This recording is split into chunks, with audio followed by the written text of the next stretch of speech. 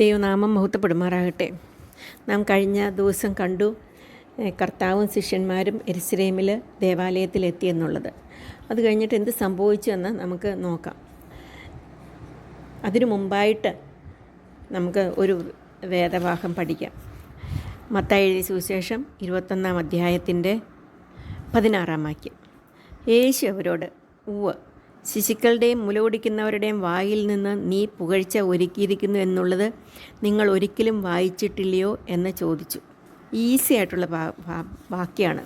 ഇവിടെ ഇതിൻ്റെ അർത്ഥം പറയുന്നത്, ശിശുക്കളും മുല കുടിക്കുന്നവരും പാൽ കുടിക്കുന്ന കുഞ്ഞുങ്ങൾ, കൊച്ചു കുഞ്ഞുങ്ങൾ, അവർ കർത്താവിനെ സ്തുതിക്കും എന്നുള്ള കാര്യം നിങ്ങൾ വായിച്ചിട്ടില്ലയോ എന്നാണ് കർത്താവ് മഹാപുരോഹിതന്മാരോട് ശാസ്ത്രിമാരോടൊക്കെ ചോദിക്കുന്നത്. നിങ്ങളിത് കണ്ടിട്ടില്ലേ, തിരുവെഴുത്തിൽ ഇങ്ങനെ വായിച്ചിട്ടില്ലേ എന്ന് ചോദിക്കുന്നതാണ്. അപ്പോൾ നമുക്ക് ആ വാക്യം ഒന്നും കൂടെ പറയാം.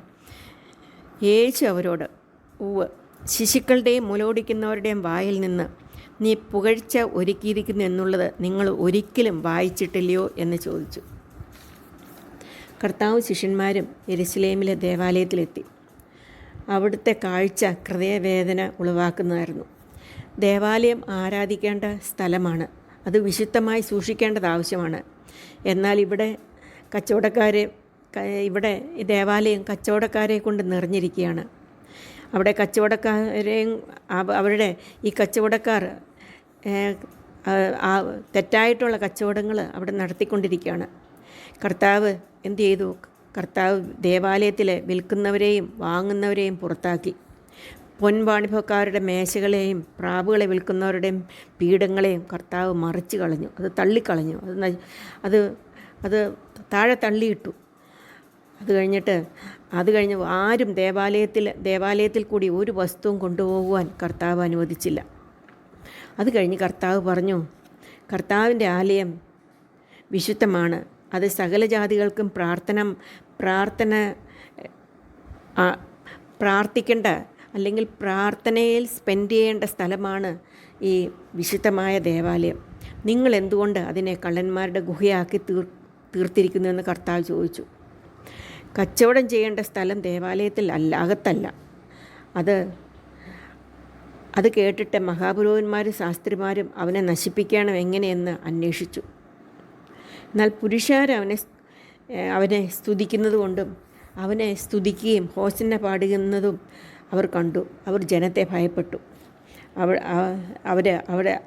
അപ്പോൾ കർത്താവ് പറഞ്ഞു, ശിശുക്കളുടെയും മുല കുടിക്കുന്നവരുടെയും വായിൽ നിന്ന് നീ പുകഴ്ച വാങ്ങിയിരിക്കുന്നു എന്ന തിരുവെഴുത്തിൽ നിങ്ങൾ വായിച്ചിട്ടില്ലയോ? അതിവിടെ നിവൃത്തിയായിക്കൊണ്ടിരിക്കുകയാണ്. മഹാപുരോഹിതന്മാർ ശാസ്ത്രിമാരുമായി നിങ്ങളത് കേട്ടില്ല. എന്നാൽ ഈ കൊച്ചു കുഞ്ഞുങ്ങൾ എന്നെ പുകഴ്ത്തുന്നതായിട്ട്, സാധാരണ ജനം പുകഴ്ത്തുന്നതായിട്ട് നിങ്ങൾ കാണുന്നില്ല എന്ന് കർത്താവ് പറഞ്ഞു. കർത്താവും രാജാവും രക്ഷിതാവുമായി എന്നറിഞ്ഞിട്ട് അവർ ഹോസന്ന പാടുകയാണ്. നമുക്ക് ആ വാക്യം ഒന്നും കൂടെ നമുക്ക് പഠിക്കാം. മത്തായി എഴുതിയ സുവിശേഷം 21 അധ്യായത്തിൻ്റെ 16 വാക്യം. യേശു അവരോട്, ഉവ്വ്, ശിശുക്കളുടെയും മുല കുടിക്കുന്നവരുടെയും വായിൽ നിന്ന് നീ പുകഴ്ച ഒരുക്കിയിരിക്കുന്നു എന്നുള്ളത് നിങ്ങൾ ഒരിക്കലും വായിച്ചിട്ടില്ലയോ? ഒന്നാമതായിട്ട്, ദേവാലയം ആരാധനയുടെ സ്ഥലമാണ്. അതിനെ ഇപ്പോൾ അവർ കള്ളന്മാരുടെ ഗുഹയാക്കി തീർത്തിരിക്കുകയാണ്. അതുപോലെ തന്നെ നാം ദൈവത്തിൻ്റെ മന്ദിരമാണ്. രണ്ടാമതായിട്ട്, ദൈവം വിശുദ്ധനാണ്. അത് ദേവാലയം വിശുദ്ധമായിരിക്കണം. അതുപോലെ തന്നെ നാം വിശുദ്ധരായിട്ട് ജീവിക്കണമെന്ന് കർത്താവ് ആഗ്രഹിക്കുന്നു. മൂന്നാമതായിട്ട്, കർത്താവ് ദേവാലയത്തിൽ നിന്ന് അശുദ്ധിയെ മാറ്റുന്നു. അതുപോലെ നാം നമ്മുടെ പാപത്തിൽ അശുദ്ധിയിൽ ജീവിച്ചാൽ ദൈവം നമ്മളെയും ശിക്ഷിക്കും. അടുത്തതായിട്ട്, ജ്ഞാനികളും വിവേകികളും ക്രിസ്തുവിനെ തള്ളിപ്പറയുന്നു, എന്നാൽ ശിശുക്കൾ കർത്താവിനെ സ്വീകരിക്കുന്നു. അതുപോലെ തന്നെ ശിശുക്കളായ നമ്മൾക്ക് കർത്താവായ യേശു ക്രിസ്തുവിനെ അറിവാനായിട്ടുള്ള ഭാഗ്യം തന്നതോർത്ത് നമുക്ക് കർത്താവിനെ സ്തുതിക്കാം. ജ്ഞാനികൾക്കും വിവേകികൾക്കും മറിച്ച് ശിശുക്കൾക്ക് വെളിപ്പെടുത്തിയിരിക്കാൻ കർത്താവെ നിന്നെ സ്തുതിക്കുന്നു എന്ന് നമ്മൾക്ക് ദൈവത്തെ സ്തുതിക്കുവാൻ അതിനുള്ള സാവകാശം നമുക്ക് തന്ന ദൈവത്തെ ഓർത്ത് നമുക്ക് നന്ദിയോടെ ദൈവത്തെ സ്തുതിക്കാം. നമുക്ക് പ്രാർത്ഥിക്കാം. സ്നേഹവാനായ ദൈവമേ, ഈ നല്ല സമയത്തിനായിട്ട് ഞങ്ങൾ നിന്നെ സ്തുതിക്കുന്നു. ഇന്നത്തെ ദിവസത്തിനായിട്ട് ഞങ്ങൾ നിന്നെ സ്തുതിക്കുന്നു. ഞങ്ങളെ നിൻ്റെ മക്കളാക്കി തീർത്തുകൊണ്ട് ഞങ്ങൾ നിന്നെ സ്തുതിക്കുന്നു.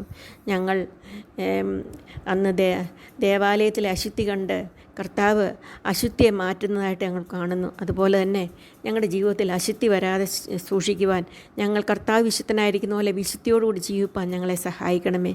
അങ്ങ് ശിക്ഷിക്കുന്ന ദൈവമാണ് എന്ന് മനസ്സിലാക്കിക്കൊണ്ട് ജീവിപ്പാൻ ഓരോ ദിവസവും സഹായിക്കണം. ഞങ്ങളുടെ മാതാപിതാക്കന്മാരെ സൂക്ഷിക്കണം. കർത്താവിനായിട്ട് ജീവിപ്പാൻ ഞങ്ങളെ സഹായിക്കണം. തെറ്റുകളെയും കുറ്റങ്ങളെയും ഞങ്ങളോട് ക്ഷമിക്കണമേ. പരീക്ഷയിൽ കടത്താതെ വണ്ണം ഞങ്ങളെ കരുതിക്കൊള്ളണമേ. പ്രാർത്ഥന കേട്ടുകൊണ്ട് സ്തോത്രം. യേശു കർത്താവിൻ്റെ നാമത്തിൽ താഴ്മയും വിനയമായിട്ട് അപേക്ഷിക്കുന്നു. ആമേൻ. കഥകൾ ഇഷ്ടപ്പെട്ടെങ്കിൽ എന്ത് ചെയ്യണം? ഷെയർ ചെയ്യണം, സബ്സ്ക്രൈബ് ചെയ്യണം.